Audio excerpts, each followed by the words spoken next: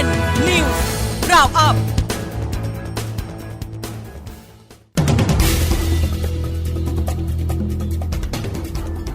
12:08 นาทีเรืองไกรยื่นกกต.สอบคุณสมบัติอุตมะขัดรัฐธรรมนูญมาตรา 160 วงเล็บ 4 พ้นจากความเป็นรัฐมนตรีจีสสใช้กลไกสภาตรวจสอบด้วย 12:23 นาทีนายแพทย์ระวีรับไม่สบายใจคำพูดร้อยเอกธรรมนัสจี้ชี้แจงให้ชัดเจนวันกลายเป็นรอยร้าวที่ยากประสานแนะหากพลาดไปขอโทษก็จบ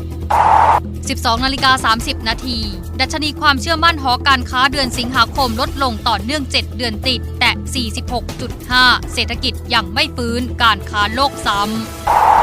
12:42 นาทีญาติเชฟโรงแรมชลบุรีร้องผู้บัญชาการตำรวจแห่งชาติตั้งกรรมการสอบคดีตำรวจวิสามันลูกทำเกินกว่าเหตุหรือไม่ล่าสุด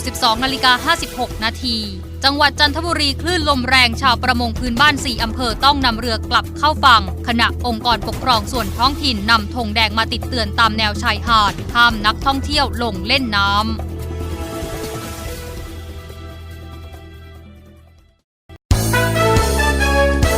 INN News Roundup